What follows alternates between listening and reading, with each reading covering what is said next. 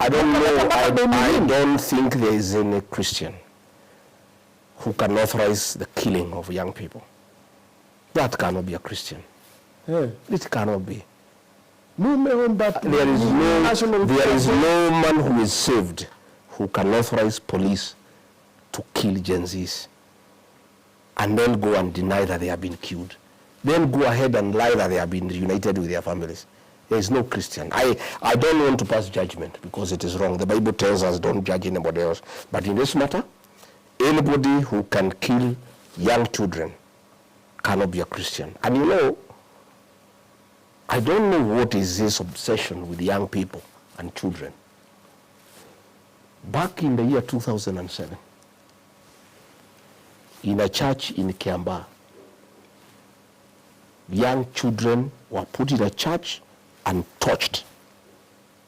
And when the parents tried to get the children out so that the parents can die alone and the children can remain for future generations, the people sent to do that work got the children and put them back into the church, and it was tortured. You know? So I don't know what is this obsession of killing young children. I don't know whether it's a cult, whether it's devil-driven, that you need the blood of young children. And I want to say this, and I want to be on record. The crisis that we face as a country, the challenges William Ruto faces as president, why nothing is working and everything is crumbling around him, is because the president is haunted by the blood of the Gen Zs. And he will never have peace. I want to say that on record. President William Ruto will never know peace because of the blood of the Gen Z children that he authorized to be shed. Oh, he's the one that authorized? Oh, yes, he's the president. He's the one who authorized Japheth Kome. He's the one who authorized the abductions through Nurdin Haji. A group of 101 AP officers were recruited with the authority of the president and joined the National Intelligence Service. And that is a group that has been doing the abductions. And that is why when Justin Muturi, as Attorney General, his child was abducted, and everybody was taking him into circles. He called Kidiki, he was taking him in circles. He called Nurdin, he was taking him in circles. He called DCI Amin, he was taking him in circles.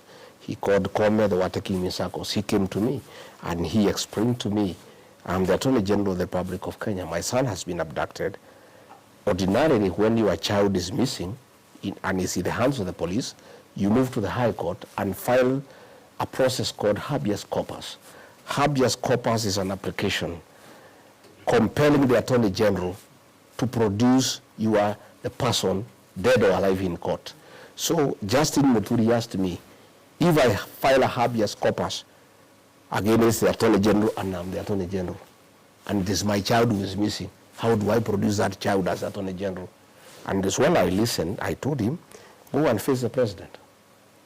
He went and faced the president and said, I want my child. The president made one call to Nurdin Haji, who confirmed we have the child, and he was released. So it is Nurdin Haji and the National Intelligence Service who have been abducting young people with the full knowledge and approval of President William Ruto.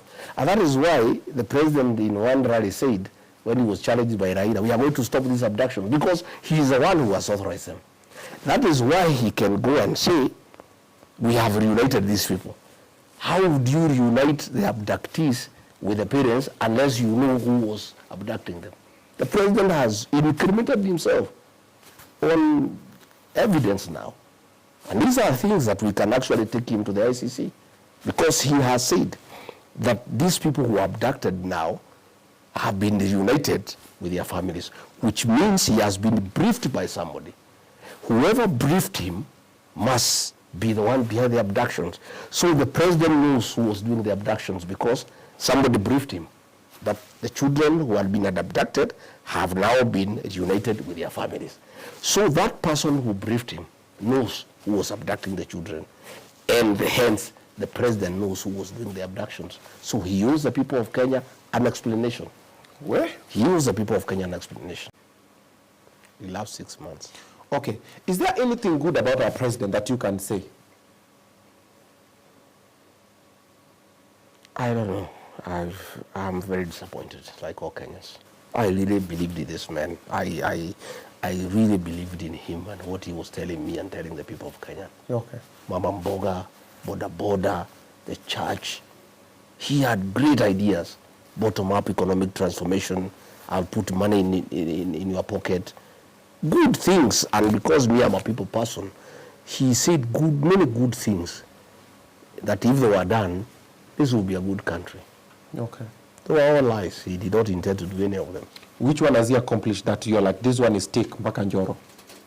The theft of the baby rat, that is accomplished. Huh? Yeah. I'm talking.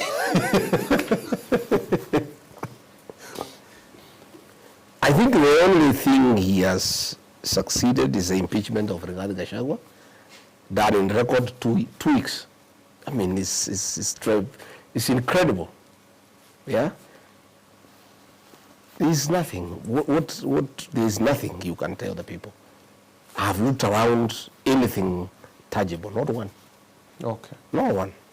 To when they refused to bring it to the cabinet subcommittee that I chaired. Okay. And he said, usipeleke kwa hiyo mtu ya maneno mingi. It was taken direct to the cabinet without coming through the cabinet committee that I chaired. Okay. And he gave a direct approval without discussion, so we just regularized it in cabinet. And nobody could speak. Was it a legit deal, though? Of course not. It was pure theft of public funds. So they were actually selling the airport? Yeah, they were selling the airport just like the way they have sold Bombers of Kenya. Bombers of Kenya, somebody has been given, a fellow from Turkey has been given a lease for 99 years. You know, and they are also using government money from the tourism fund to give to the guy to improve the facility. Lease it to somebody, then use government funds and give to the guy. It's pure theft. You know, Kenya now is a criminal enterprise. In fact, State House is a scene of crime. For practical purposes. Hii ni serikali tu ya ukora na biashara. And I can tell you, in another 2 years, if things go the way they are going, there will be no country. You know? Watauza country? Oh, they'll sell everything. William Ruto is very persuasive. He sold us a narrative that today when we interrogate what we were doing and saying, we wonder whether we were mad. You know, sometimes you look back to the things that you did and said, okay, and you really wonder whether you are in your right senses. But you know, some of us are very trusting. You know, we really believed this man and his narrative, and he sold it to us. You know, hook, bait, and sinker, and we bought it. And today, this country is in shit. You know, we are in a hole. Yeah, the country is almost collapsing. You know, we are in trouble with the international community. You have heard what the Americans are saying. We are in trouble with Sudan, the DRC. You know, the economy has collapsed. There's no money in people's pocket. The health system has collapsed. The education system has collapsed. I, regarding Gachagua, bears a lot of blame for the situation we are in. And I'm very sorry to the people of Kenya. And I once more want to take this opportunity to apologize to the people of Kenya for the role I played in birthing the current leadership that has caused misery and desperation to the people of Kenya by reading the payslip and by making life unbearable. I bear great responsibility for the crisis we are in as a country. That you've created. And I have asked the people of Kenya to allow me to correct that situation. Okay. And I will.